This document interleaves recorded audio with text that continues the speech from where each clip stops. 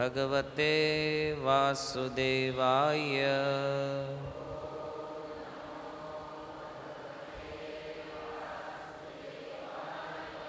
ઓમ નમો ભગવતે વાસુદેવાય.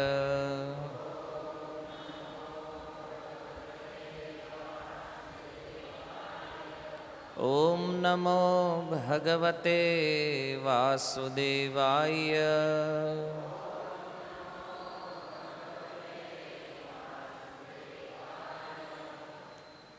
હરે કૃષ્ણ. શ્રીમદ્ ભગવદ્ ગીતા શ્લોક ક્રમાંક 20. અથ વ્યવસ્થિતાન દ્રષ્ટ્વા ધાર્તરાષ્ટ્રાન કપિધ્વજ પ્રવૃત્તે શસ્ત્ર સંપાતે ધનુરુદ્યમ્ય પાંડવ ઋષિકેશમ તદા વાક્યમ ઇદમાહ મહીપતે. અથ વ્યવસ્થિતાન દ્રષ્ટ્વા ધાર્તરાષ્ટ્રાન કપિધ્વજ પ્રવૃત્તે શસ્ત્ર સંપાતે ધનુરુદ્યમ્ય પાંડવ ઋષિકેશમ તદા વાક્યમ ઇદમાહ મહીપતે. અથ વ્યવસ્થિતાન દ્રષ્ટ્વા ધાર્તરાષ્ટ્રાન કપિધ્વજ પ્રવૃત્તે શસ્ત્ર સંપાતે ધનુરુદ્યમ્ય પાંડવ ઋષિકેશમ તદા વાક્યમ ઇદમાહ મહીપતે.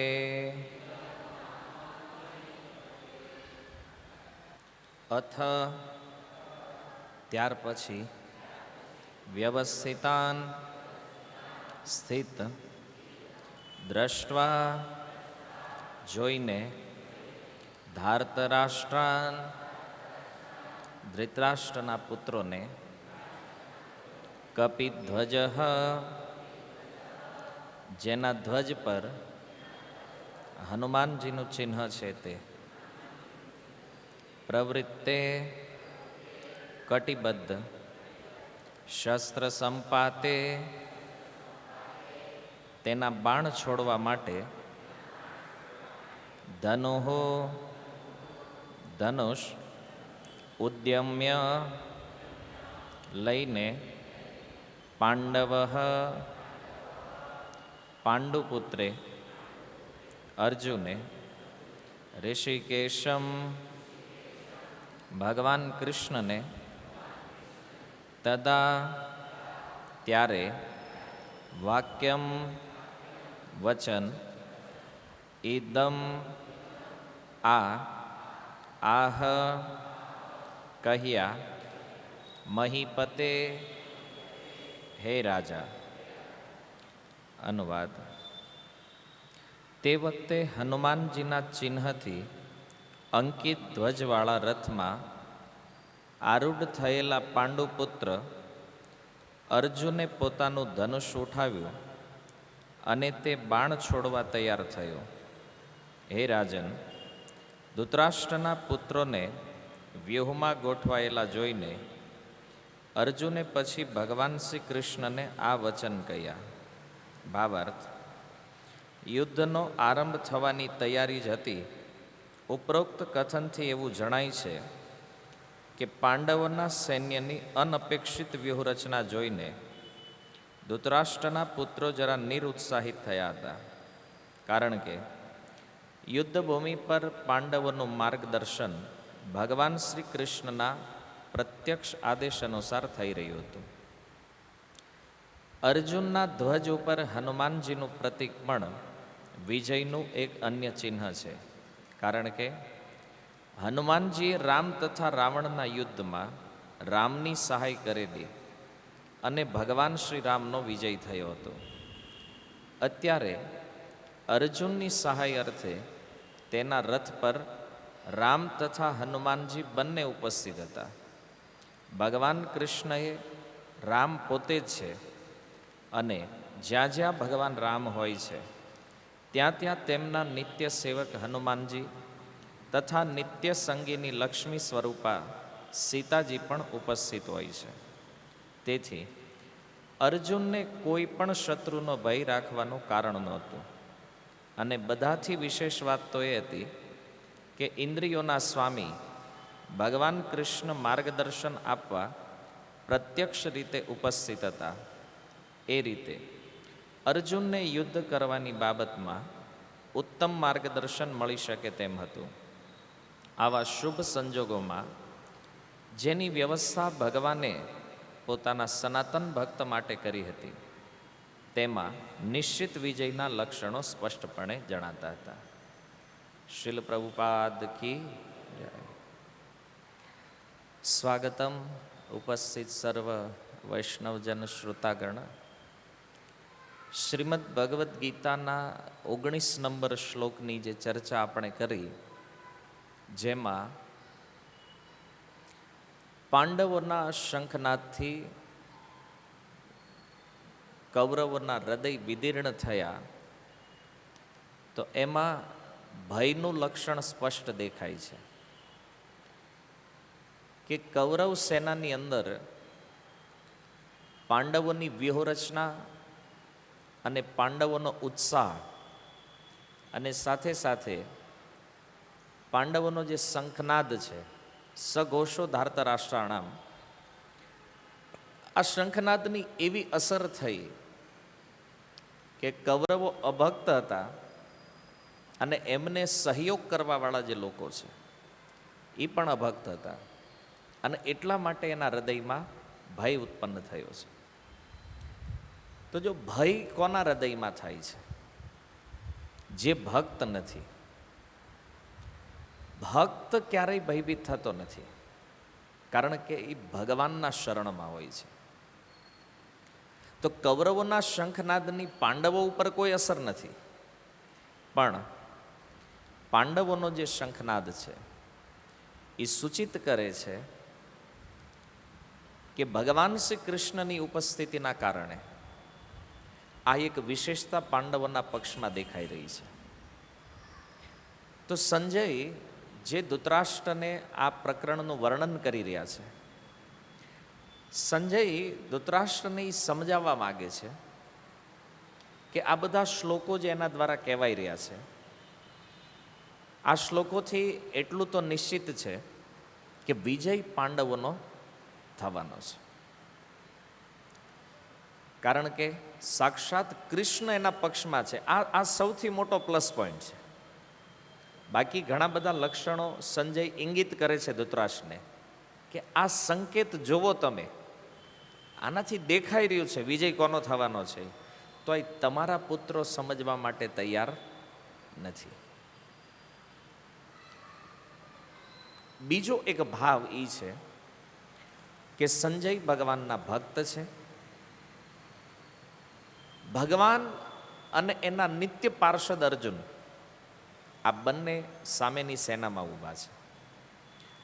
તો ધૃતરાષ્ટ્રનો જે પ્રશ્ન છે, મામકઃ પાંડવાશ્ચૈવ કિમ અકુર્વત સંજય, મારા તથા પાંડુના પુત્રોએ શું કર્યું? તો મારા શબ્દ મામકઃનો ઉત્તર દુર્યોધનની કથા દ્વારા કર્યો. પાંડવ શબ્દ જ્યારે આવ્યો છે તો એમાં મુખ્યત્વે સંજયનો ફોકસ અર્જુન ઉપર છે. કારણ પાંચેય પાંડવો ભગવાનના ભક્ત છે, પણ અર્જુન વિશેષ ભક્ત છે. કારણ કે ભગવાનના નિત્ય પાર્ષદ છે. નિત્ય ભગવાનના સંગમાં રહે છે. અને પાંચેય પાંડવો કુરુક્ષેત્રમાં ઉપસ્થિત હોવા છતાં ભગવાન શ્રી કૃષ્ણ કોના રથ ઉપર બેઠા છે? અર્જુનના રથ ઉપર. અર્જુનના સારથી બન્યા છે.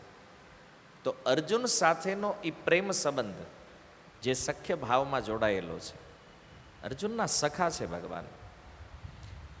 અને આ બધા લક્ષણો સંજય જ્યારે વિચાર કરે છે તો સંજયને પરમ પ્રસન્નતા થઈ રહી છે અંદર,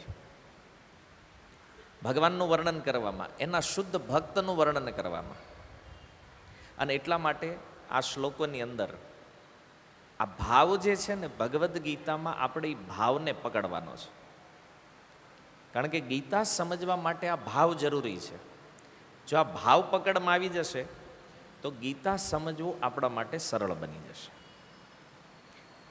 તો અહીંયા સંજય પોતાના હૃદયનો જે પ્રેમ છે એને રોકી નથી શકતા, એટલે કૃષ્ણ, અર્જુન અને પાંડવોનું વર્ણન આટલું ડિટેલથી કરી રહ્યા છે ધૃતરાષ્ટ્ર આગળ. અને એને સમજાવવા માગે છે કે વિજય તો પાંડવોનો નિશ્ચિત છે. તો આ 20 નંબર શ્લોકમાં જુઓ, અથ શબ્દથી આ શ્લોક પ્રારંભ થઈ રહ્યો છે.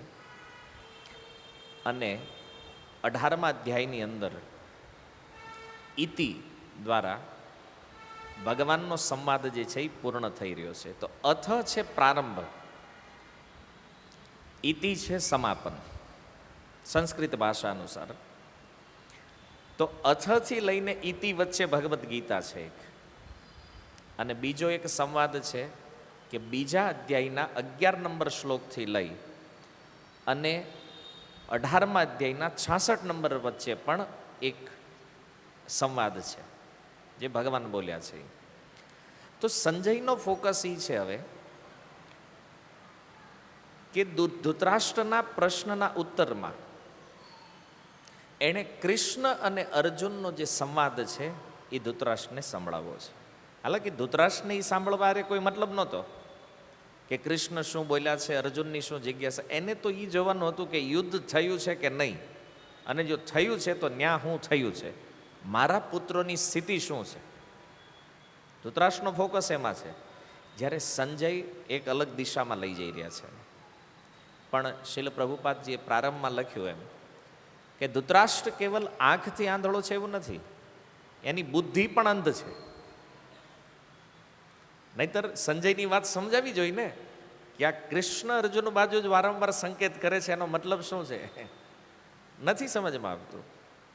ઘણીવાર એવું થાય, કોઈને આખું પ્રવચન કલાક 1.5 કલાકનું આપી દો ને તોય ન સમજાય, અને કોઈ ખાલી 5 મિનિટની વાતોમાં આખો સાર સમજી લે છે.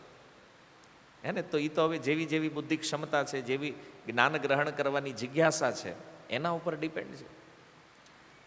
તો અહીંયા ધૃતરાષ્ટ્રને તો કોઈ ઇન્ટરેસ્ટ હોય એવું લાગતું નથી. અને એટલા માટે જ આખી ગીતા સાંભળ્યા પછી પણ અહીંયા કાંઈ રિઝલ્ટ નીકળ્યું નથી. સમજ્યા? એટલે આપણા મનમાં કદાચ એવો વિચાર હોય કે આપણે ભગવદ્ ગીતા સાંભળીએ છીએ તો અર્જુનની સમાન સાંભળવાનું છે, ધૃતરાષ્ટ્ર જેવું નકર રિઝલ્ટ કાંઈ નહીં નીકળે આમાંથી. હે ને? વાત સમજાય છે ને? અર્જુનના મૂળમાં, એટલે ભૂમિકામાં પ્રભુપાદજીએ લખ્યું છે કે જે ભાવથી ભગવાન કૃષ્ણ અર્જુનને ગીતા સમજાવી રહ્યા છે એ જ ભાવથી આપણે ભગવદ્ ગીતાને સમજવાની છે. શરૂઆત ભલે ધૃતરાષ્ટ્ર ઉવાચથી થઈ છે, પણ ધૃતરાષ્ટ્ર ઉવાચ જે છે એની કોઈ પ્રશંસા ગીતામાં નથી ક્યાંય. તો આ શ્લોક અથથી પ્રારંભ કરી અને સંજય કહે છે, અથ વ્યવસ્થિતાન દ્રષ્ટવા, પાંડવોની સેનાને વ્યવસ્થિત વ્યૂહમાં ગોઠવાયેલી જોઈ ધાર્તરાષ્ટ્રાન કપિધ્વજ. ધાર્તરાષ્ટ્રાન તો ધૃતરાષ્ટ્રનો અર્થ આમાં શું લેવાનો છે એ પૂર્વ શ્લોકમાં આપણે ચર્ચા કરી કે અન્યાયપૂર્વક જેણે રાજ્યને પ્રાપ્ત કરવાની ઈચ્છા કરી છે, ચેષ્ટા કરી છે, ઇતિ ધાર્તરાષ્ટ્રાણામ. તો આવા જે કૌરવો છે એણે સૌથી પહેલો ભય થયો પાંડવોની સેનાને જોઈને. બીજો ભય થયો છે એને શંખનાદથી. ઓકે, તો આવા ભયભીત થયેલા કૌરવો પાંડવોની સામે ઊભા છે. આ બાજુ પાંડવો પણ તૈયાર, શંખનાદ બંને પક્ષમાં થઈ ચૂક્યો છે અને બધા યોદ્ધાઓને એક જ વિચાર છે કે હવે યુદ્ધનો પ્રારંભ થવા જઈ રહ્યો છે, કારણ કે શંખનાદ થઈ ગયો એટલે હવે યુદ્ધ જ થવાનું છે.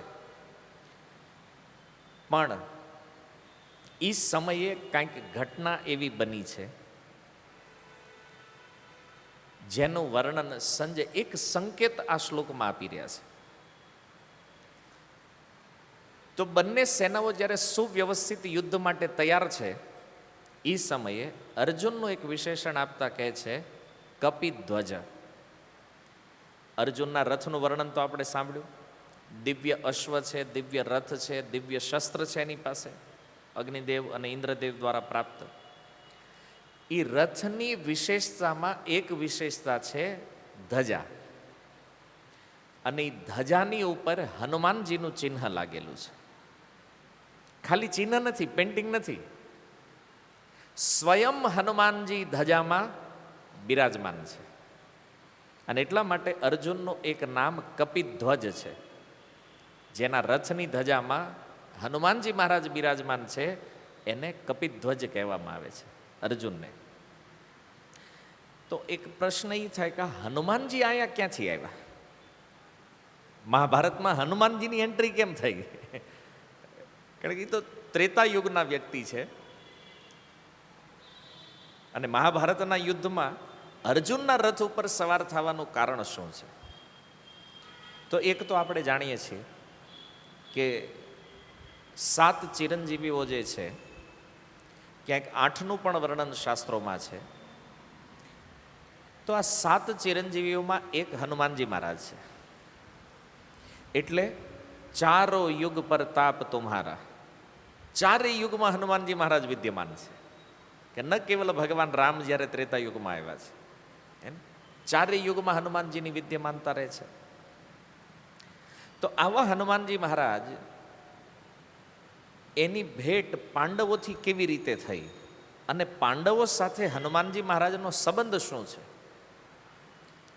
તો આપણે મહાભારતની અંદર વન પર્વમાં શ્રી વ્યાસદેવ લખે છે કે પાંડવો જ્યારે વનવાસમાં હતા ઉત્તર દિશામાં, કામ્ય વનની અંદર જ્યારે એ લોકો ભ્રમણ કરી રહ્યા હતા, એ સમયે અર્જુનને સ્વર્ગમાં જવાનું થયું. 5 દિવસ માટે અર્જુન સ્વર્ગલોક ગયા છે. તો સ્વર્ગના 5 દિવસ એટલે આપણા કેટલા થાય? 5 વર્ષ. તો અર્જુનને જવાનું હતું સ્વર્ગલોકમાં. તો આ બાજુ અર્જુન વગર પાંડવોની સ્થિતિ કેવી હોય તમે સમજી શકો. પણ બહુ વાંધો નહોતો, કારણ કે ભીમ સાથે છે, ભીમ પણ મહાબલી છે. તો એક દિવસ આ બધાએ વિચાર કર્યો, કામ્ય વનમાંથી અમુક ઋષિ મુનિઓ બ્રાહ્મણોને સાથે લઈ અને આ લોકો હિમાલય બાજુ જઈ રહ્યા છે, ગંધમાદન પર્વત બાજુ. તો ગંધમાદન પર્વતની જ્યારે યાત્રા પ્રારંભ થઈ એ સમયે એક ઘટના એવી બની કે હવાથી ઉડતા ઉડતા એક કમળ દ્રૌપદીજી પાસે આવીને પડ્યું. સહસ્ત્રદલ કમળ, 1000 પાંખડી વાળું સુંદર કમળ. દ્રૌપદીજીએ જોયું તો દ્રૌપદીજીને કમળ બહુ ગમી ગયું, કારણ કે દિવ્ય કમળ હતું. 1000 પાંખડીઓ વાળું એ સુંદર સુવર્ણની સમાની નીલ કમળ. દ્રૌપદીજીને થયું કે આ એક કમળ છે, ક્યાંકથી ઉડતા ઉડતા આવ્યું છે, પણ આવા જો ઓર વિશેષ મને થોડા કમળ મળી જાય તો યુધિષ્ઠિર મહારાજ માટે એક સુંદર હાર બનાવું, એમને હું ગિફ્ટ કરું. તો દ્રૌપદીજીના મનમાં આવો ભાવ થયો એટલે દ્રૌપદીજીએ વિચાર કર્યો કે આજુબાજુમાં હવામાં ઉડીને આવ્યું છે તો અહીં કંઈક હશે. તો તપાસ કરી, કમળ ક્યાંય મળ્યું નહીં. એટલે એમણે પોતાની ઈચ્છા ભીમ આગળ વ્યક્ત કરી. જો દ્રૌપદીજીના 5 પતિ છે, કાંઈક જરૂરી હોય વસ્તુ તો જે લાવી શકે એમ હોય એને એ રજૂઆત કરે. હે ને? આપણે અહીંયા બધું છે કે એક જ કામ એક જ પતિ કરે છે બધું. હે ને? કમાવા જવાનું હોય તો એ કરે, શાક લેવા જવાનું એ કરે, કરિયાણું લેવા જવાનું એ કરે. હે? પણ દ્રૌપદીજી પાસે વ્યવસ્થા હતી ઘણી મોટી. 5 પતિઓ છે, અર્જુન તો હાજર નથી. એટલે એમણે મહાબલી ભીમ પાસે જઈને કીધું કે પ્રભુ જુઓ, આ કમળ જે મને પ્રાપ્ત થયું છે, મારી ઈચ્છા એવી છે કે આવા ઓર વધારે જો કમળ મને મળે તો યુધિષ્ઠિર મહારાજ માટે એક સુંદર હાર બનાવવો છે. તો ભીમસેને કીધું કાંઈ વાંધો નહીં, હું લઈ આવું. તો જે દિશામાંથી કમળ આવ્યું છે, ભીમ એક અશ્વ ઉપર સવાર થઈ અને એ દિશામાં આગળ વધે છે. અને ચાલતા ચાલતા એ પર્વતમાળાની અંદર અનેક સરોવરો, વન એને પાર કરતા કરતા એ સંશોધન કરી રહ્યા છે ક્યાં મળ્યા. અને જો ભીમનો પ્રભાવ એવો હતો કે ભીમ જ્યાં પણ જાય તો જેટલા પણ એ જંગલના પશુઓ હતા, પક્ષીઓ હતા, હાથી, સિંહ, એવા બધા હિંસક પશુઓ, તો ભીમને તો કાંઈ ડર છે નહીં. હવે ડરવાનું તો ઓલાને હતું. એમ સિંહ ગર્જના કરે સામે ભીમ ગર્જના કરે, પેલો સિંહ ગુફા છોડીને વયો જાય કે. હાથી ગર્જના કરે, ભીમની ગર્જના મળીને હાથી રસ્તાઓ બદલી નાખતા. વિચાર કરો, સિંહને હાથીની આ દશા હોય, ઓલા નાના નાના પશુ પક્ષી જે છે એની શું સ્થિતિ હશે. અને પછી ભીમને થયું કે અશ્વ છોડી દઈએ, અહીંથી આગળ પદયાત્રા કરીએ. તો ભીમસેન આગળ પદયાત્રા પ્રારંભ કરે છે કે જેમ એનું ચરણ પડે તો એમ લાગે આખો પર્વત ધ્રુજી રહ્યો છે. અને આખા વનની સ્થિતિ એવી ભયાનક કરી નાખી આ ભીમે. આપણે સાંભળ્યું ને, ભીમ કર્મા બ્રિકોદર. તો આનું કામ જ એવું ભયાનક છે ભીમનું. અને ચાલતા ચાલતા એમણે જોયું એક સુંદર કેળાનું વન આવ્યું. કેળના મોટા મોટા આપણા એ નાળિયેરીની જે સાઈઝ છે ને એવડી સાઈઝના કેળના વૃક્ષો એ દિવ્ય વનમાં. અને આ ભીમે જોયું કે આ કેળાનું વન છે, પ્રદેશ પણ સુંદર છે,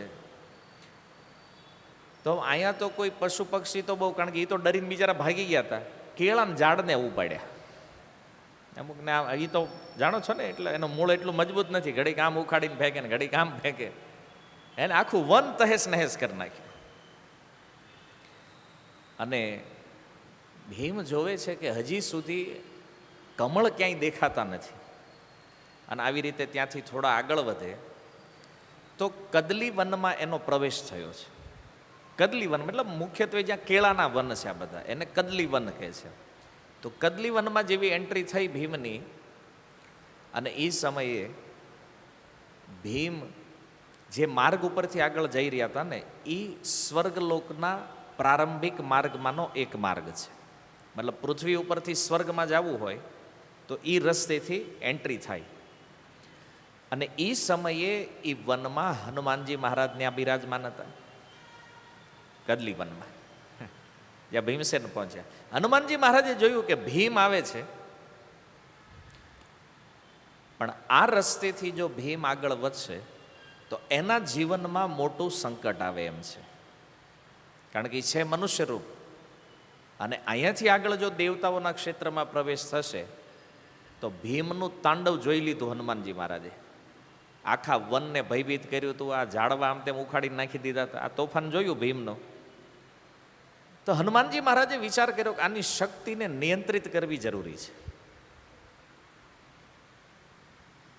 અને બીજું કે એની સુરક્ષા પણ કરવી જરૂરી છે, કારણ કે આગળ જાય, હવે દેવતાઓનો લોક છે, ન્યા તાંડવ કરે તો કોઈક શ્રાપ આપી દે દેવતાને. તો હનુમાનજી મહારાજે વિચાર કર્યો કે આના જીવનમાં કોઈ સંકટ ઊભું ન થાય એવું કંઈક કરવું છે મારે.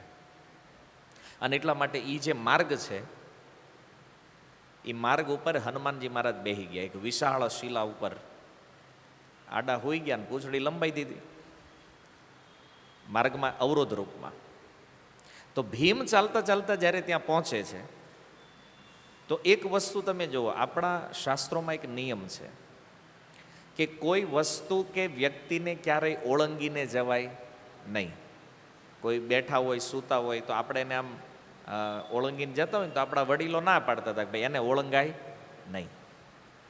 ત્યારે આપણને કારણ તો નહોતું ખબર શું કામ ન ઓળંગવું જોઈએ, પણ એનું એક કારણ શાસ્ત્ર કહે છે કે આ સંસારની અંદર પ્રત્યેક વસ્તુ કે વ્યક્તિની અંદર પરમાત્મા રૂપે ભગવાન વિદ્યમાન છે, ભગવાન બિરાજમાન છે. અને જ્યારે આપણે કોઈ વ્યક્તિને ઓળંગીએ છીએ ત્યારે એ ભગવાન પ્રત્યે એક અપરાધ થઈ રહ્યો છે. અને ગુરુના વિષયમાં તો ત્યાં સુધી કીધું છે કે ગુરુ જે હોય એના પડછાયાને ન ઓળંગવો જોઈએ ક્યારે. સાક્ષાત ગુરુને ઓળંગવાની વાત છોડો, એની છાયા જ્યાં પડે છે એ છાયાને પણ ઓળંગવી એક અપરાધ છે. તો ભીમ તો શાસ્ત્ર જ્ઞાતા છે, એવું નથી કે ખાલી લડવામાં એક્સપર્ટ છે. તો ધનુષ બાણ બધું એકદમ સુસજ્જિત થઈને આવ્યા છે. તો હનુમાનજી મહારાજ એને ખબર નથી આ કોણ છે, તો એણે કીધું કે હે વાનરરાજ, આ તમારી પૂંછડી હટાવી લ્યો, મારે અહીંથી આગળ જવું છે, આ તમે રસ્તો રોકીને બેઠા છે. તો ભીમ જ્યારે આ વાત કરે છે, હનુમાનજી મહારાજ કે એમાં હું વાંધો, ઠેકીને વયો જા. તો ભીમ કે આ ઠેકવા જેવું નથી, કારણ કે અપરાધ લાગશે ને એમાં. એણે આ નીતિ પ્રસ્તુત કરી હનુમાનજી મહારાજ સામે. તો હનુમાનજી મહારાજે કીધું એક કામ કરે, હવે તો હું આમાંય બૂઢો થઈ ગયો છું, મારી અવસ્થા એવી નથી કે હું ઊભો થઈને હલન ચલન કરી શકું. એક કામ કરીને તું જ હટાવીને સાઈડમાં મૂકી દે ને. ભીમને એમ થયું કે હવે આ પૂંછડી હટાવવી આપણા માટે શું મોટી વાત છે. તો એક હાથથી પકડી એને એમ થયું હમણાં આમ સાઈડ કરી દઉં, હલ્યું નહીં પૂંછડું. 10,000 હાથીઓનું બળ, એ ભીમથી પૂંછડી હલી નહીં. બે હાથ લગાડ્યા, બે હાથથી બળ કર્યું તોય ન હલ્યું. અને પછી તો ભીમને માંડ્યો પરસેવો વળવા, કારણ કે બળ એટલું વધારે કરે, આમ મોઢાની રેખાઓ મંડી ખેંચાવા, કારણ કે આમ હોય ને વધારે પડતું બળ કરો તો દેખાય કે આ ઓવર બળ થઈ રહ્યું છે. પણ પૂંછડી હલી નહીં. એટલે ભીમસેન સમજી ગયા કે આ કોઈ સામાન્ય વ્યક્તિ નથી, હું જે સમજી રહ્યો છું અને આમાં કંઈક તો વિચિત્રતા છે. અને એમણે બે હાથ જોડીને પ્રાર્થના કરી કે હે કપિરાજ, તમે બતાવો, તમે કોઈ દેવતા છો, સિદ્ધ છો, ગંધર્વ છો, કોણ છો તમે? અને એ સમયે હનુમાનજી મહારાજ કહે છે કે હું રામદૂત હનુમાન છું. અને ભીમસેન તો પરમ પ્રસન્ન, સાક્ષાત હનુમાનજી મહારાજનું દર્શન. ભીમસેન કહે છે હું પવન પુત્ર છું ને તમે પવન પુત્ર છો, તમે તો મારા મોટા ભાઈ છો, પણ એ કે આવી અવસ્થામાં અહીંયા તમે બેઠા છો, મને વિશ્વાસ થતો. હવે માની લો કોઈ વાનર આવીને એમ કે હું હનુમાન છું, માની લે કોઈ. ભીમ કે પ્રસન્નતા તો થઈ, પણ એ કે તમે છો એ સાબિતી, ખાતરી કેમ થાય મને? તો હનુમાનજી કે પાછું ઉપાડી પૂછડું કે ખાતરી કરવી એને આ હલ્યું જ નથી. તો નહીં, એણે કીધું જો તમે સાક્ષાત રામદૂત છો હનુમાન, તો એક કામ કરો, પેલું લંકા જાતી વખતે જે રૂપ લીધું હતું ને એના દર્શન કરવાની ઈચ્છા છે, એ બતાવો. ભીમસેને ડિમાન્ડ મૂકી, કયું રૂપ જોવું છે હનુમાનજીનું? હે ને, જે વિરાટ રૂપ લઈને એક છલાંગમાં જે લંકા પાર કરી છે, સમુદ્રને 100 યોજન સમુદ્ર ઓળંગી ગયા હનુમાનજી મહારાજ. તો કે ઈ રૂપ જોવું. હનુમાનજી કે ઈ હવે ન દેખાય. ભીમ કે કેમ? તો કે જો 4 યુગ છે અને ચારેય યુગ પ્રમાણે મનુષ્યના શરીરની સાઈઝ હંમેશા વધઘટ થયા કરે. પ્રકૃતિમાં બધી વસ્તુ, વૃક્ષો હોય, પશુઓ હોય, મનુષ્ય હોય, જેવો યુગ એવી સાઈઝ, જેવો યુગ એવું પરાક્રમ. તો હનુમાનજી કે ત્રેતા યુગમાં થઈ ગયું, ત્યારે જરૂર હતી. હવે અત્યારે તો મારી ઉંમર થઈ ગઈ છે, હવે એ રૂપ લેવાની ક્ષમતા મારામાંય નથી. એવું નથી હનુમાનજી લઈ નથી શકતા, પણ ભીમને કહે છે કે આ યુગો પ્રમાણે બધું ચેન્જ થતું રહે. તો ભીમસેને પ્રશ્ન કર્યો, થોડુંક ડિટેલથી કહો ને, આમ કેમ હોય બધા યુગમાં? તો હનુમાનજી મહારાજે ચારેય યુગોનું વર્ણન કર્યું કે સતયુગમાં 1,00,000 વર્ષનું આયુષ્ય જ હોય, પછી ત્રેતામાં 10,000, દ્વાપરમાં 1,000, કળયુગમાં 100. જેમ જેમ આયુષ્ય ઘટે એમ સાઈઝ ઘટતી જાય મનુષ્યની, હે ને? એટલે એક યુગનો પ્રભાવ બીજા યુગમાં આ બધું થાય નહીં. એ ત્રેતામાં બતાવી દીધું તો એ બતાવી દીધું, પણ ભીમ તો ભીમ છે, એણે કીધું નહીં, મારી ઉપર એટલી કૃપા કરો કે આના દર્શન એકવાર કરાવી દો મને. હનુમાનજી મહારાજે જોયું કે જિજ્ઞાસુ છે હવે, તો એને દર્શન કરાવો. અને હનુમાનજી મહારાજે પોતાનું શરીર, વિશાળકાય શરીર કર્યું. એ આખું જે વન હતું, કદલી વન, એ આખા વનમાં હનુમાનજી મહારાજ એવડી મોટી સાઈઝ. હનુમાનજી કે હવે વધારું કે એટલું બસ? કેમ? તો કે આ તો અનલિમિટેડ વધી કે જેટલું વધારવું એટલું, હે ને? આ તો ડેમો છે, હે ને? હજી વધારવું હોય તો કે આથી મોટું થાય કે નહીં. ભીમ કે વિશ્વાસ થઈ ગયો પાકો, તમે જ હનુમાન છો. અને એ સમયે હનુમાનજી મહારાજ કહે છે કે આમ તો હું તારો મોટો ભાઈ છું, કારણ કે 2 પવન પુત્ર છીએ. ભીમ, હું તારાથી પ્રસન્ન છું, એક વરદાન માગી લઈ કે તું કહેતો હોય તો એ ધૃતરાષ્ટ્રના પુત્રોને અત્યારે ચરણી કરી નાખું બધા નહીં, અને તું કહેતો હોય તો દુર્યોધનને બાંધીને અહીં લાવવું કે અત્યારે, હે ને? તું એકવાર ડિમાન્ડ, તારી ઈચ્છા શું છે એ રજૂ કર. ત્યારે ભીમ કહે છે કે સંબંધમાં તમે ભાઈ છો મારા, અને એમાંય મોટા ભાઈ છો. એનો અર્થ એ થયો કે અમે પાંડવો તમારા ભાઈઓ છીએ. તો ભાઈ જ થયા ને આ બધા. તો તમારે અમારી સહાયતા કરવાની છે મહાભારત યુદ્ધમાં. હવે જો મહાભારત યુદ્ધમાં નિયમ એ થયો હતો એક, કે કોઈ મનુષ્ય સિવાયનો કોઈ વ્યક્તિ, કોઈ શક્તિ એમાં પાર્ટ લઈ શકે નહીં. તો ભીમ કહે છે કે ક્યારેય પણ જો આ ધૃતરાષ્ટ્રના પુત્રો હારે યુદ્ધ થાય તો એમાં તમારે અમારી સહાયતા કરવાની છે, જ્યારે પણ ભવિષ્યમાં થશે. ભીમને પાકું હતું, થવાનું છે. પ્રતિજ્ઞા લઈ લીધી હતી ને સ્વાઈને મારવાની. એટલે કહે છે હનુમાનજી મહારાજ, તમારે ડાયરેક્ટ કોઈને નથી મારવાના, પણ જો તમારી સહાયતા અમારી હારે હશે તો દુનિયામાં અમે કોઈને મૂકવાના નથી, હે ને? તુમ રક્ષક કાહુ કો ડરના, હે ને? જ્યારે હનુમાનજી મહારાજની સહાયતા હોય, બીક કોની છે ભાઈ? અને એટલું વિશાળ સ્વરૂપ હનુમાનજી મહારાજનું જોયું. ભીમે કીધું હજી એક વાત કેવી તમને, હું એ કે આટલું વિશાળ રૂપ, આટલી શક્તિ, તો એ કે રાવણને તમે જ પાડી દીધો હોત તો?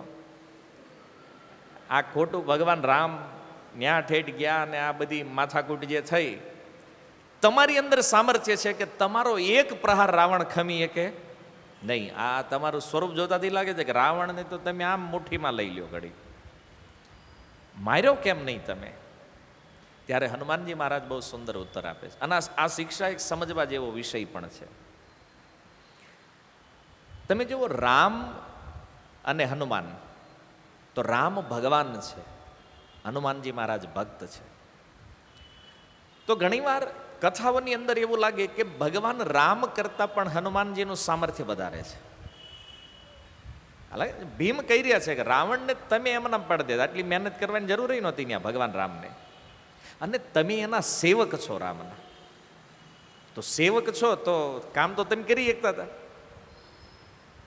પણ જો સેવક કોને કહેવાય?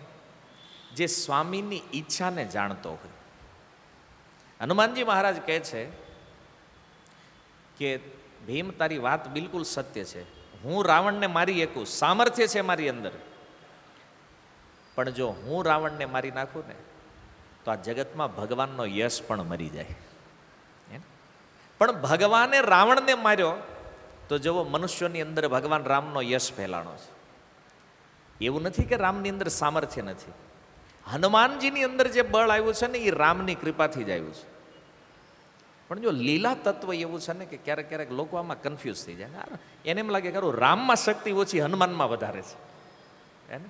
આ નથી. જો તો સ્વામી અને સેવકનો સંબંધ એવો છે ક્યારેક ક્યારેક દેખાતો હોય ગુરુ કરતાં શિષ્ય છે ને વધારે બળવાન લાગતો હોય, વધારે સામર્થ્યવાન લાગતો હોય, પણ એને ખબર નથી કે શિષ્યની અંદર પ્રગટ થયેલું સામર્થ્ય જે છે એ ગુરુની કૃપાના કારણે છે. એમાં પોતાનું કોઈ સામર્થ્ય નથી. અને હનુમાનજી મહારાજે બતાવ્યું, જો બળ પણ છે, બુદ્ધિ પણ છે, વિદ્યા પણ છે, અને સાથે સાથે વિનમ્રતા પણ છે. માર્યો નહીં રાવણને હનુમાનજી, એક ઢીકો મારેલો એટલામાં તો સમજી ગયો રાવણ. એ કે હનુમાન, આખા વિશ્વમાં એટલા વીરો હારે લડાઈ થઈ છે મારી, પણ તારી જેવો પહેલી વાર. તો હનુમાનજીએ કીધું કે હું તો નાનામાં નાનો છું, આમાં તું સમજી જા એટલામાં કે હું આ કરી શકતો હોય તો ભાઈ રામજીની શું તાકાત હશે જેનો હું દાસ છું. એને હનુમાનજીનો પરિચય એણે એ કીધું, રામદૂત, હું પ્રભુ રામનો દાસ છું. હનુમાનજી મારા દાસ્ય ભક્તિના આચાર્ય છે. તો દાસનું આટલું સામર્થ્ય છે તો સ્વામીનું કેટલું હશે વિચારો. નો સમજ્યો રાવણ, તો પરિચય તો આપ્યો તો બળનો હનુમાનજી એક ઢીકાથી. રાવણને પાડી એક એવું કોઈ હતું નહીં, હનુમાનજીએ પાડી દીધો એક ઢીકામાં. અને પછી તો આ કથા તમને ખબર, હનુમાનજીએ ઢીકો માર્યો પછી શું થયું? રાવણ બેભાન થઈ ગયો. 2.5 કલાક બેભાન રહ્યો રાવણ. પછી એને એ બેભાન થઈ ગયો, લઈને ગયા બધા લંકામાં. આંખ ખુલી જાગ્યો તો મહેલમાં. એ અહીંયા ક્યાંથી આવ્યો હોય? તો કે આ હનુમાનનો પ્રહાર છે. હે ને, 2.5 કલાક રાવણને બેભાન કરી નાખ્યો હનુમાનજી, એક મુષ્ટિકાનો પ્રહાર કર્યો હતો એમાં. તો આ સામર્થ્ય. પછી તો હનુમાનજી મહારાજની ને ભીમની આ ચર્ચા થઈ રામકથાના વિષયમાં. સંક્ષિપ્તમાં હનુમાનજીએ રામચરિત્રનું વર્ણન કર્યું ભીમની આગળ, અને એની સમજાવ્યું કે ભગવાન રામનો પ્રભાવ કેવો છે.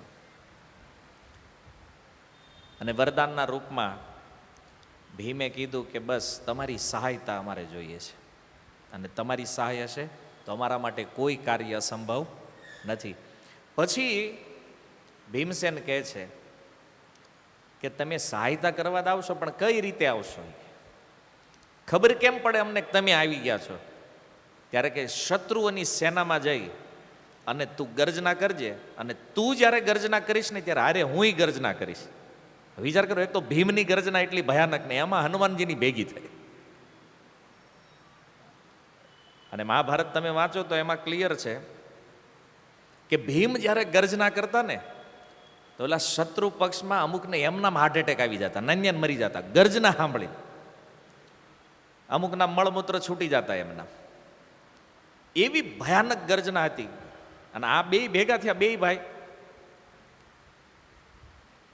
પછી સામર્થ્ય કેવું હશે વિચારો તમે. તો ઓલા સામે વાળા વિચાર કરતા ભીમ રાયડું કેમ નાખે આટલી બધી? પણ ભીમ, એને મજા આવતી હતી કે એ ગર્જના કરે એટલે હનુમાનજી ગર્જના કરે કે હનુમાનજી મહારાજનો અવાજ સાંભળવા મળે. ભીમ એમ આનંદ લેતા હતા એમાં. અને ઓલાને બિચારાને તકલીફ થઈ જતી એમાં. અને બીજું હનુમાનજી મહારાજે ત્યારે કીધું કે અર્જુનની જે ધજા છે એ અર્જુનના ધ્વજ ઉપર બેસી અને હું અર્જુનને સહાયતા કરીશ. તો આ રીતે તમને બે મહાન યોદ્ધાઓ છે. જો દુર્યોધને પેલું ને ભીમ અર્જુન સમાયુદ્ધી, પહેલા એણે વર્ણન કર્યું કે ભીમ અને અર્જુનની સમાન જે યોદ્ધાઓ પાંડવોમાં છે, તો આ બે મુખ્ય છે. અને બેયને હનુમાનજી મહારાજની સહાયતા પ્રાપ્ત છે. તો કદલી વનમાં ભીમ હારે મુલાકાત થઈ, અને મુલાકાત થઈ, વરદાન આપ્યું. અને પછી એક વિશેષ વાત જે હનુમાનજીએ કીધી છે એ શું છે કે ભીમ, તું મારો નાનો ભાઈ છો ને, મારે તને આલિંગન કરવું છે. તો હનુમાનજી મહારાજ પાછા નાના થઈ ગયા મૂળ રૂપમાં, અને એણે ભીમને આલિંગન આપ્યું. પણ જો ભીમને જેવું આલિંગન કર્યું, હનુમાનજી મહારાજને કેવું લાગે છે ખબર? કે સાક્ષાત પ્રભુ રામને આલિંગન આપતા હોય ને એવો અનુભવ થયો હનુમાનજી મહારાજ. કારણ કે એક તો ભીમ ભક્ત છે, ભગવાન કૃષ્ણ સાથે રહ્યા છે, અને બીજું મનુષ્ય રૂપમાં છે. હનુમાનજીને યાદ આવી ઘટના કે જ્યારે પ્રભુ રામને હું મળ્યો હતો, કારણ કે રામમય તે મનુષ્ય રૂપમાં હતા ત્યારે ભગવાન, તો મનુષ્ય રૂપમાં જ્યારે આલિંગન કર્યું અને જે અનુભૂતિ થઈ એ અનુભૂતિ આજ ફરીને થઈ રહી છે ભીમને આલિંગન કરવાથી. અને હનુમાનજી મહારાજનું આલિંગન થયું ભીમની અંદર અનેક ગણી શક્તિ વધી ગઈ પાછી. એક તો આપણે જાણીએ છીએ કે ઓલા નાગલોકમાં ગયા હતા, ત્યાંથી અમૃત પીધું, એમાં 10,000 હાથીનું બળ મળ્યું. આ સેકન્ડ બુસ્ટર ડોઝ મળ્યો ભીમને. ક્યાંથી? હનુમાનજી મહારાજના આલિંગનથી. હવે એની માની લો કે ખાલી આમ એક પોઈન્ટ જેટલી શક્તિ ટ્રાન્સફર થાય, તો ભીમને વાસ્તવિક ભીમ બનાવી દીધા હનુમાનજી મહારાજ. એવી શક્તિ પ્રદાન કરી ભીમની અંદર. ભીમને અનુભવ થવા માંડ્યો કે મારી અંદર ઓર બળ વધી ગયું છે. તો હવે તો કોઈની બીક નથી, પહેલાંય નહોતી, હવે હાવ નથી. અને પછી તો હનુમાનજી મહારાજે બતાવ્યું, જુઓ અહીંથી આ રસ્તો જાય છે આગળ, અને આ પર્વતને જેવો પાર કરશો, સૌથી પહેલાં કુબેરજીનું ઉદ્યાન પ્રારંભ થશે, કુબેરજીનું જે વન છે. પણ ભીમ એક વાત યાદ રાખજે કે અહીંથી દેવતાઓનો એરિયો પ્રારંભ થાય છે, અને મનુષ્ય માટે દેવતાઓ હંમેશા પૂજનીય છે. એટલે અહીંયા આગળ ભલે જે તોફાન કર્યું એ, પણ અહીંથી આગળ સિન્સિયર, એકદમ પરફેક્ટ. અહીંથી આગળ કોઈ પ્રકારનો ઉત્પાત નહીં. અને દેવતાઓ મળે તો એમની આજ્ઞા લઈ એમને પ્રણામ કરી વિનમ્રતાપૂર્વક તારે જે જોતું હોય એ એમની પાસેથી યાચના કરી લેજે. અને આટલું કહી હનુમાનજીએ કીધું કે દેવતાઓનો આવવાનો ટાઈમ થયો છે. કેમ? કારણ કે બધા ગંધર્વ કિન્નરા બધા આવી અને હનુમાનજી મહારાજને કદલી વનમાં શું કરે છે? રામકથાનું શ્રવણ કરાવે છે. જો હનુમાનજી મહારાજનું એક જ કામ છે, હરિકથા, ભગવાન રામના ચરિત્રને સાંભળવાના. તો જેટલા જેટલા લોકો એની પાસે આવે છે ને, રામકથા કહે છે. અને સાકેત જતા વખતે હનુમાનજીએ કીધેલું ભગવાન રામને કે પ્રભુ જ્યાં સુધી કથા છે ત્યાં સુધી હનુમાન આવ્યા છે. હવે વિચારો, સંસારમાં કથા જ્યાં સુધી છે ત્યાં સુધી હનુમાનજી છે, મતલબ અમર છે. કથા ક્યારેય પૂરી થવાની નથી ને હનુમાનજી ક્યારેય શેષ થવાના નથી. તો આ અનંત સામર્થ્યવાન હનુમાનજીની કૃપાથી ભીમનો એ કુબેરના ઉદ્યાનમાં પ્રવેશ થયો. અને ન્યા અંદર પ્રવેશ કરીને જોયું તો સુવર્ણ જે કેળા છે એના વન મોટા. અને ચાલતા ચાલતા ઘણા આગળ વધ્યા ત્યારે એક પર્વત સૌગંધિક વન નામ છે એનું, જેમાં ભીમનો પ્રવેશ થયો. ત્યાંથી આગળનું કદલી વનથી આગળનો વિસ્તાર છે સૌગંધિક વન. અને હનુમાનજી મહારાજે કીધું કે સામાન્ય મનુષ્ય ક્યારેય અહીંયા પ્રવેશ કરી શકે નહીં, આ સિદ્ધ લોકોની ભૂમિ છે. એટલે ઘણા કહે હાલો ને આપણે પહોંચી જાય. હનુમાનજી છે ને એમાં ડાઉટ નથી. કિમપુરુષ વર્ષમાં રહે છે હનુમાનજી મહારાજ, નિત્ય રામકથા શ્રવણ કરે છે. તો હનુમાનજીથી આ ગાઈડન્સ પ્રાપ્ત કરી અને ભીમસેનનો પ્રવેશ થયો એ વનમાં. સુંદર એક સરોવર, અને સરોવરની મધ્યે નીલ કમળ જોયા, સહસ્ત્રદલ કમળ. અને ભીમને થયું કે આ આટલું સુંદર જળ, જુઓ પૃથ્વી ઉપર કમળ કાદવમાં થાય, દેવતાઓના લોકમાં શુદ્ધ જળમાં કમળ ઉગે છે એને. અને વૈદુર્ય મણીની સમાન એની દાંડીઓ હતી. એવું નથી સામાન્ય કમળ, મણીઓથી જડેલા હોય ને એવા સુંદર આ કમળ. અને ભીમે પહેલાં તો પાણી પીધું, પછી હાશ આ સારું છે, લ્યો બધો થાક ઉતરી ગયો. અને પછી તો ઉતર્યા સરોવરમાં. અને જેવા ઉતર્યા તો 1,00,000 રાક્ષસો આવ્યા, જે યક્ષના અનુચરો છે કુબેરજીના. હનુમાનજી મહારાજે તો એને સૂચવી દીધું હતું. તો ભીમસેને કીધું કે જો ભાઈ મારે આ કમળ લઈ જવાના છે, હું અહીં આવ્યો છું કમળ લેવા, અને તમે લઈ જવા દો મને. કેમ? તો કે મારી પત્નીનું પ્રિય કરવા માટે આ કમળ મારે જોતા છે. તો ઓલાએ કીધું પણ તમને ખબર છે આ એરિયો કોનો છે? કોનો છે? બોલે કુબેરજીનો છે. અને કુબેર જ્યાં સુધી આજ્ઞા ન આપે ત્યાં સુધી અહીંથી કોઈ હળી લઈ જઈએ કે નહીં. ભીમ કે ઈ પણ કુબેર છે ક્યાં? ઈ ક્યાં આજ્ઞા લેવા જાવ? ઈ કાંઈ દેખાતા જ નથી કુબેરજી મને, મારે થાય જ મોડું. ઈ કે આપણે તો એટલે ભીમે કમળ ઉઠાવ્યા ત્યાંથી વનમાં. ઓલા જોવે ઈ કે આને સમજાવો કોક. 101 બીજાને અરે વાતો કરે છે અંદર રાક્ષસ હોય. એ કે આને સમજાવો, એ કે આ આજ્ઞા વગર ન લેવાય. અને આમે થોડું આશ્ચર્ય છે, હનુમાનજીએ કીધું તું પૂછ્યા વગર નથી લેવાનું. ભીમે તોય ઉપાડ્યા. તો ઓલા કે હવે તો લડવું પડશે. અને લડવા આવ્યા ને પછી ભીમે જે માર્યા એને, ભલે કુબેરના અનુચરો હતા તોય નાખ્યા. અમુકના હાથ પગ ભાંગ્યા ને આવું બધું હાવ નો મેં નાખ્યા, હેન્ડીકેપ કર્યા બધાને. તો પેલા તો સિદ્ધ હતા, ઉડતા ઉડતા ગયા સીધા કૈલાસના શિખરે પડ્યા કુબેરજીના ચરણમાં. કુબેરજીને કે ઓલો કોઈક માણા આવ્યો છે એ કે એને સોનાથી મઢેલું ધનુષ છે, ખતરનાક સર્પ જેવા બાણ છે એની પાસે, અને એનો પ્રહાર તો સહન થાય એવો નથી, કારણ કે હવે હનુમાનજીએ બળ આવ્યું. કુબેરજી કે એ ભીમ છે, કુંતીનંદન ભીમ છે, હું જાણું છું, એને જેટલા કમળ લઈ જાય એને લઈ જવા દો, એને રોકતા નહીં તમે. આદેશ લઈ લીધો ત્યાંથી, અને પછી ઓલા આવ્યા પાછા, એણે કીધું, કુબેરજીએ કીધું વાંધો નહીં લઈ જાવ, એ હું તમને કહેતો હતી કે લઈ જવા દો, તમે ના પાડતા, ખોટે ખોટા હાથ પગ ભંગાવ્યા એ કે તમે કાંઈ વાંધો નહીં. ભીમસેન પછી ત્યાં થોડી વાર વિચરણ કરી રહ્યા છે, અને આ બાજુ પછી આગળ ઉપર કથા બહુ વિસ્તૃત છે. બહુ આંધી તોફાન આવ્યું તો યુધિષ્ઠિર મહારાજના મનમાં શંકા થઈ કે હારું કાંઈક તો ઉત્પાત થયો છે. ભીમને બોલાવો તો ભીમ ને હાજર નહીં. દ્રૌપદીજીને પૂછ્યું કે અર્જુન તો સ્વર્ગ ગયા છે, એ નથી, આ ભીમ ક્યાં છે? તો કે એને કમળ લેવા મોકલ્યા. તો યુધિષ્ઠિર મહારાજને ચિંતા થઈ કે આ નક્કી ઉત્પાત ન્યાનો જ છે કંઈક. તો એણે કીધું હાલો આપણે જઈએ. તો બધા બ્રાહ્મણો ઋષિમુનિઓને બધા એ સ્થાનમાં આવ્યા. આ બધુંથી સામે ભીમ આવ્યા ને પછી મુલાકાત થઈ અને દ્રૌપદીજીને આ કમળ આપ્યા. તો આ સુંદર પ્રસંગ મહાભારતમાં વર્ણિત છે. મૂળ પાઠ એ છે આ પ્રસંગનો કે પાંડવો ઉપર જે કૃપા હનુમાનજી મહારાજે કરી કે આ રીતે યુદ્ધમાં એમની ગર્જનાઓ દ્વારા હનુમાનજી મહારાજે સહાયતા કરી પાંડવોને. હવે બીજી વસ્તુ છે, અર્જુનના રથ ઉપર કેવી રીતે આવ્યા છે એની એક બીજી કથા છે. આ તો ભીમવાળી વાત થઈ ગઈ. ભાઈ ભીમ હારે હનુમાનજીનો સંપર્ક કેમ થયો? તો એકવાર ભગવાન કૃષ્ણ અને અર્જુન ભાઈ વિચરણ કરતા હતા. તો ભગવાને કીધું અર્જુનને કે અર્જુન એક કામ કરીને રામેશ્વરમ આટો મારતો આવી. અર્જુન કે પણ અહીંયા આપણે ઉત્તરમાં ઓલું ઠેઠ દક્ષિણમાં ક્યાં તમે મને રામેશ્વરમ મોકલો જ ન્યા આવી, કંઈ કામ છે વિશેષ તો હું જાઉં. ભગવાન કે નહીં, મારી ઈચ્છા છે ને એટલે તું જા. અર્જુનને થયું કે હવે કૃષ્ણ, હવે ભક્ત તો ભગવાનની આજ્ઞા ક્યારેય ઉલ્લંઘન કરતા નથી. એટલે અચ્છા કૃષ્ણની ઈચ્છા છે તો વાંધો નહીં, હાલો જવું છે.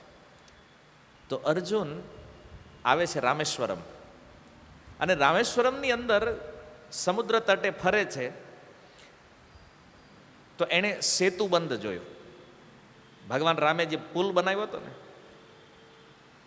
અર્જુનના મનમાં વિચાર થયો એ કે આ ભગવાન રામ તો ધનુષ રાખતા હતા, મહાન ધનુર્ધારી હતા, તો પછી એણે આ પુલ બનાવ્યા વાંદરાની મદદ હું કામ લીધી છે?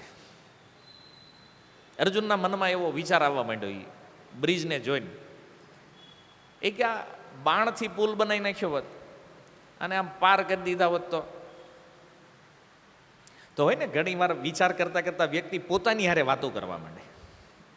તો અર્જુને તે કે આ પ્રભુ રામે તે આ ખોટું કર્યું, કે આ વાંદરાને તોડવા બિચારાને આટલા બધા પથ્થર લાવ્યા ના કર્યું. એ કે બાણથી આમ સીધો પુલ હું હોત ને, બાણથી જ પુલ બનાવી દેતી, બધાને પાર કરાવી દે. હનુમાનજી મહારાજ સાંભળી ગયા ત્યાં હાજર.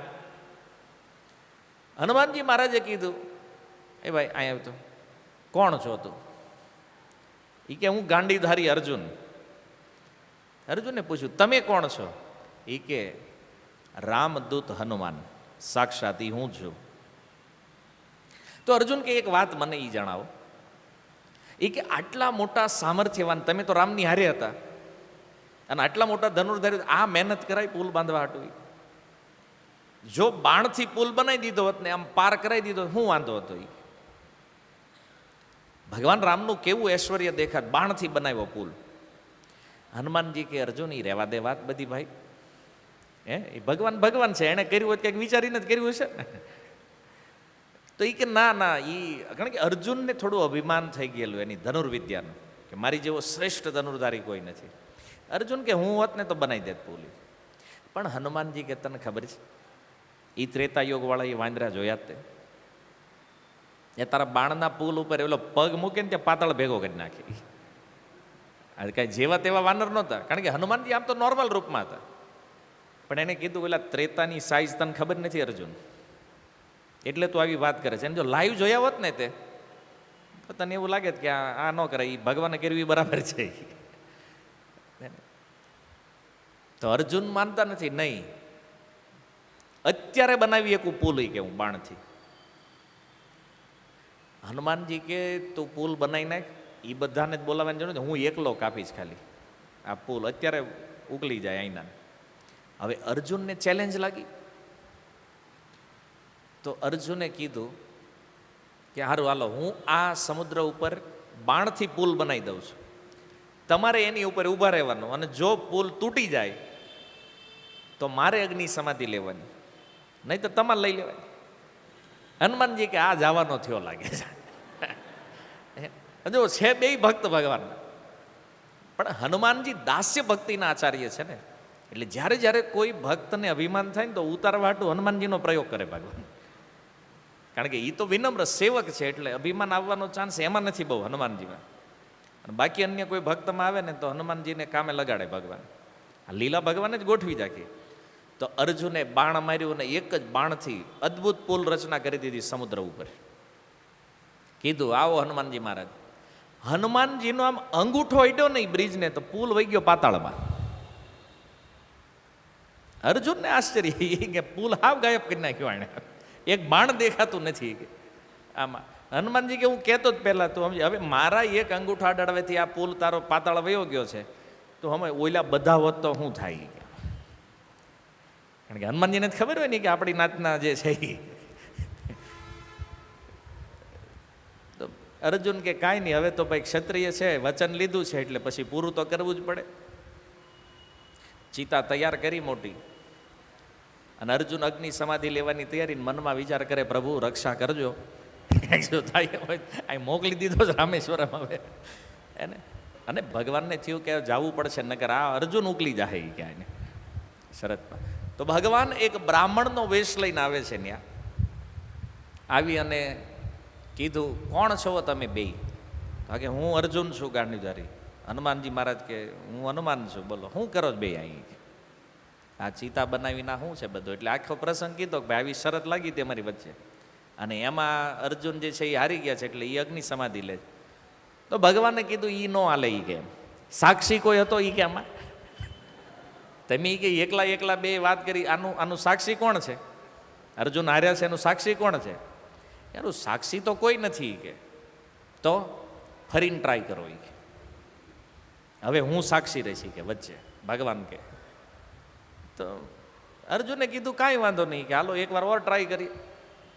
આ વખતે અર્જુને પુલ બનાવ્યો અને કીધું આવો હનુમાનજી મહારાજ. અને હનુમાનજી મહારાજે તો અંગૂઠોને આખો પગ મૂકી દીધો, પુલ હલે નહીં. હનુમાનજી કે આ અઘરું છે કે ઓલો એક વારમાં હેઠે વહી ગયો અને આ હલતો નથી. હનુમાનજીએ બે પગ મૂક્યા તોય કાંઈ ન થયું. પછી હનુમાનજીએ છે ને બે ત્રણ ઠેકડા માર્યા પુલ ઉપર, તોય કાંઈ ન થયું. પણ જોયું જેવું કૂદકા માર્યા ને તો સમુદ્રનું જળ જે છે એ મંડ્યું લાલ થવા. તો હનુમાનજી આમ હેઠે જોયું, હેઠે શું છે? કુર્મ રૂપની અંદર સ્વયં ભગવાનને જોયા. જ્યારે અર્જુનની રક્ષા કરવા માટે સાક્ષાત ભગવાન પુલ નીચે છે, હનુમાનજી મહારાજ તરત નીચે ઉતરી ગયા. અને પછી અર્જુને કીધું જોયું? હનુમાનજી મહારાજ જોયું નહીં કે આ ભગવાનની કૃપા છે ને એટલે તારો પુલ બચ્યો છે, તારા સામર્થ્યથી નહીં. અર્જુનને સમજાણો કે મારા અહંકારને તોડવા માટે ભગવાને આ લીલા કરી. પછી બ્રાહ્મણ વેશધારી ભગવાન પ્રગટ થયા. અને હનુમાનજી મહારાજને તો ઓળખતા વાર નથી ને કે જે ત્રેતાના રામ છે એ દ્વાપરમાં કૃષ્ણ છે. તો ભગવાને કીધું હવે આ રહી ગયું બેયનું. હા, એ કે હનુમાનજી મહારાજ કહે છે હાલો અર્જુન તું વરદાન માગી લે. તો અર્જુને કીધું કે યુદ્ધમાં તમે સહાયતા કરવા માટે આવજો. ત્યારે હનુમાનજી મહારાજ કહે છે કે જે રથ ઉપર સ્વયં પ્રભુ રામ અને માતા સીતા ઉપસ્થિત હોય તો ભાઈ ત્યાં હનુમાન તો હોય જ. તમારી ધજામાં હું બિરાજમાન થઈશ, અર્જુનને કીધું.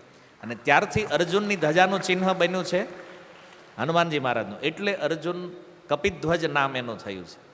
અને હનુમાનજી મહારાજ એ ઉપર બેઠા બેઠા ગર્જના કરે ત્યાંથી એટલે રસ્તો સાફ સીધો. હનુમાનજીની ગર્જના એટલે તમે કલ્પના નહીં કરીએ કોઈ, એ ગર્જના કેવી હોય તમે ગીરમાં સિંહને નહીં સાંભળ્યો હોય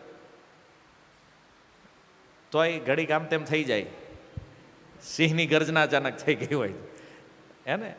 પણ વિચારો જ્યારે હનુમાનજી મહારાજ ગર્જના કરતા ઉપરથી, અને આખા રથની સુરક્ષા પણ કોણ કરે છે? હનુમાનજી મહારાજ કરતા. તો તો આ રીતે ભીમ અને અર્જુન આ બંને ભાઈઓ જે છે એને હનુમાનજી મહારાજે સહાયતા કરી. રામેશ્વરમની અંદર આ મુલાકાત થઈ અને હનુમાનજી મહારાજ જે છે એ અર્જુનના રથ ઉપર આવ્યા અને જોયું હનુમાનજીએ કે સાક્ષાત ભગવાન પ્રભુ રામ છે. તો પ્રભુપાદજી લખે છે તાત્પર્યમાં કે જ્યાં રામ હોય ત્યાં હનુમાન હોય જ, હે ને. અને એટલા માટે અર્જુનને આ હનુમાનજીની સહાયતા પ્રાપ્ત થઈ છે. તો કપિધ્વજ શબ્દ દ્વારા સંજય ધૃતરાષ્ટ્રને સમજાવે છે જેની ધ્વજા એ ખાલી ચિત્ર નથી, સાક્ષાત હનુમાન જેના રથ ઉપર બિરાજમાન છે. તમારા દીકરા હજી વેમમાં છે કે ઉડાઈ જીતવાના છે. તો કપિધ્વજ શબ્દ દ્વારા સંજય પાંડવોના વિજયને સૂચવી રહ્યા છે. અને જો એક સુંદર શબ્દ અહીંયા પ્રયોગ થયો છે ભગવાન માટે, એ છે ઋષિકેશ. ઋષિકેશનો અર્થ શું? ઋષિક કહે છે ઇન્દ્રિયોને, ઈશ માને ભગવાન. ઇન્દ્રિયોના જે સ્વામી છે એને કહેવામાં આવે છે ઋષિકેશ. તો જો આ ભગવાન જે છે એ બધાની ઇન્દ્રિયોને નિયંત્રણ કરે છે, કંટ્રોલ કરે છે. કોની ઇન્દ્રિયોનું નિયંત્રણ કરે છે ભગવાન? ભક્તની. ભક્તની ઇન્દ્રિયો ભગવાનના નિયંત્રણમાં છે. અને આનું બીજું સ્વરૂપ અહીંયા પણ છે કે રથ જે છે એ રથનો કંટ્રોલ પણ કોના હાથમાં છે? ભગવાનના હાથમાં. તો રથમાં જે ઘોડા છે એ ઇન્દ્રિયા છે અને એની જે રસ્સી છે એનો કંટ્રોલ છે જે ભગવાનના હાથમાં છે. કારણ કે રથ કોનો છે? અર્જુનનો છે. રથ એટલે શરીર.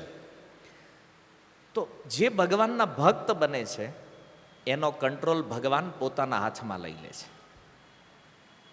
ભક્તની ઇન્દ્રિયને ભગવાન નિયંત્રિત કરે છે. અને એટલા માટે ભક્તોએ પોતાની ઇન્દ્રિયોને નિયંત્રણ કરવાની જરૂર નથી, ભગવાન કંટ્રોલ કરે. કેવી રીતે? તો જો એક મધુસૂદન સરસ્વતી એક સુંદર વાત કહી રહ્યા છે, કે છે દુર્દાંતેન્દ્રિય કાલ સર્પ પટ્ટલી પ્રોત્ખાત દ્રષ્ટાન્યતે. અર્થાત જેવી રીતે કોઈ સર્પ છે, સાપ, સાપની દાઢું કાઢી લ્યો પછી સાપથી ડરવાની જરૂર રહે ખરી? પછી માની લો સાપ કરડે ને તો એવું લાગે મસાજ કરે છે.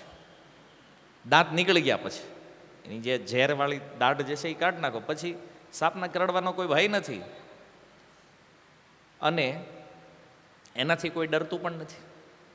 એમ જ્યારે કોઈ ભક્તની ઇન્દ્રિયા ભગવાનની સેવામાં લાગી જાય ત્યારે ભક્તએ ડરવાની જરૂર નથી કે આ ઇન્દ્રિયો ફરીથી પાછી ભોગમાં જશે, કારણ કે એ ભગવાનની સેવામાં લાગી ગઈ છે.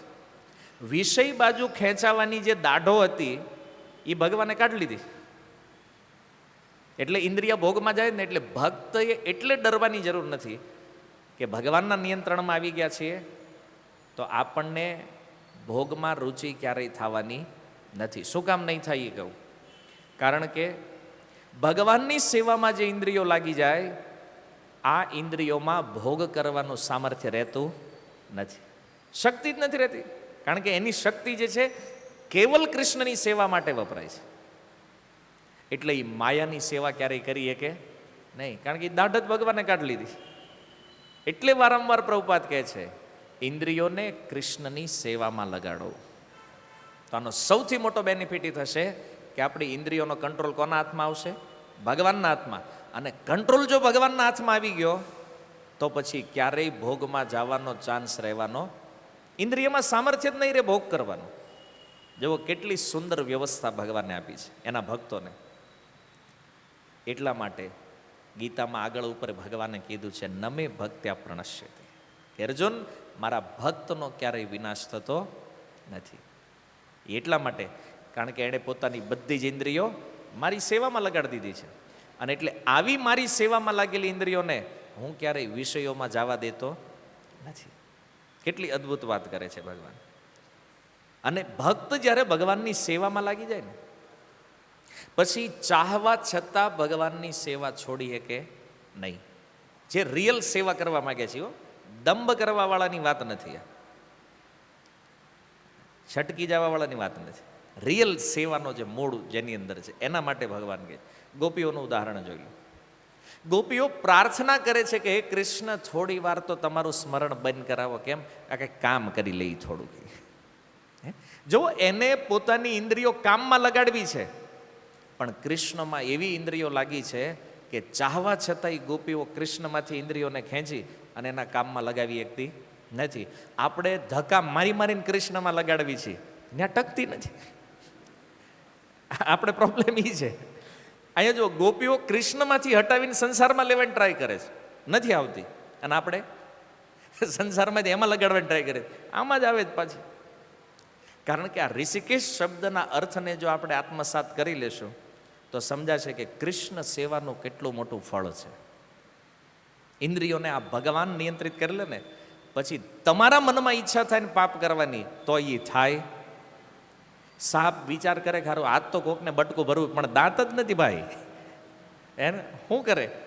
ટ્રાય કરે તોય ન થાય. વાત સમજાય છે? એટલા માટે અહીંયા અર્જુન ભગવાન કૃષ્ણની ઈચ્છા વિરુદ્ધ કાંઈ કરતા, કારણ કે એ પણ શુદ્ધ ભક્ત છે. એટલે જે કૃષ્ણ ચાહે છે એ અર્જુન કરે છે. અને ભક્તિ રસામૃત સિંધુમાં શ્રીલ રૂપ ગોસ્વામી કહે છે, ઋષિકેણ ઋષિકેશ સેવનમ ભક્તિ ઉચ્યતે. બહુ મહત્વપૂર્ણ લાઈન કીધી છે. ઋષિકેણ ઋષિકેશ સેવનમ ભક્તિ. ભક્તિ શું છે? તો કહે છે કે ઇન્દ્રિયોને, ઋષિકેશ ઇન્દ્રિયોના સ્વામી, એની સેવામાં લગાડવી, આનું નામ જ ભક્તિ છે. આ ભક્તિ રસામૃત સિંધુની વ્યાખ્યા છે. ઋષિક કહે છે ઇન્દ્રિયા, ઇન્દ્રિયોને ઇન્દ્રિયના સ્વામીની સેવામાં લગાડી દેવી, ઇતિ ભક્તિ ઉચ્યતે. આ ભક્તિ છે. ભક્તિનો અર્થ જ છે સેવા. તમે પ્રભુપાદના ગ્રંથ વાંચશો તો એમાં પ્રભુપાદ જે વ્યાખ્યા આપી છે, ભક્તિ એટલે શું છે? કૃષ્ણની પ્રેમમય સેવા. આનું નામ ભક્તિ છે. અને હરે કૃષ્ણ મહામંત્ર આપણે જે જપીએ છીએ, આના દ્વારા આપણે આ જ પ્રાર્થના કરીએ છીએ કે હે રાધારાણી, હે કૃષ્ણ, તમે અમને તમારી સેવામાં લગાવો. તો ભગવાન ટ્રાય કરે છે, બિચારો આટલી પ્રાર્થના કરે છે, રોજ માળા કરે છે, આવો સેવામાં આવો. સેવા આપે ને આપણે ભાગી જાય.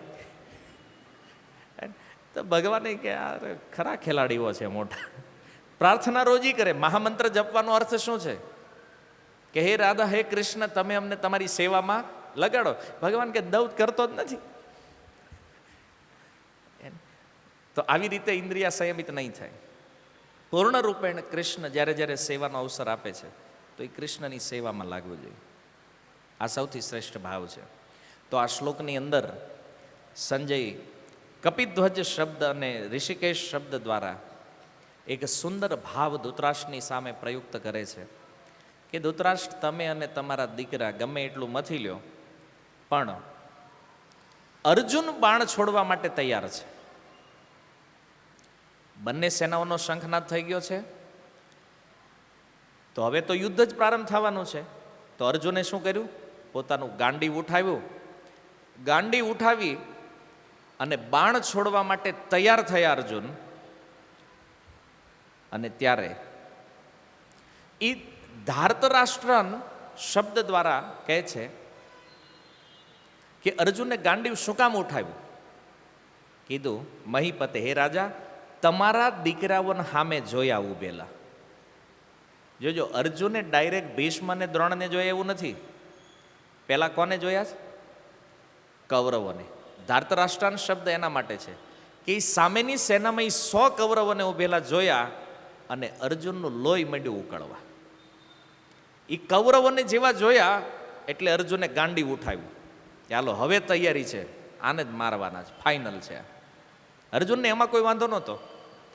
તકલીફ ક્યાં આવવાની? જ્યારે ભીષ્મને જોહે, અને એ અર્જુનને જોવા નહોતા, ભગવાન દેખાડશે સામેથી. એને જોવાની ઈચ્છા અર્જુનની નો, એને તો આ કૌરવોને જોઈ લીધા, યુદ્ધ માટે રેડી છે, ગાંડી ઉઠાવી લીધું છે. પણ અહીંયા સંજય કહે છે, તદા વાક્યમ ઈદમાહ, ગાંડી ઉઠાવી લીધું, બાણ છોડવા તૈયાર, અને ત્યારે અર્જુન કૃષ્ણને કાંઈક વચન કહે છે. તો આ વચન શું છે એ આવતા ગુરુવારે. હરે કૃષ્ણ. શીલ પ્રભુપાદ કી. નિતાય ગૌર પ્રેમાનંદે.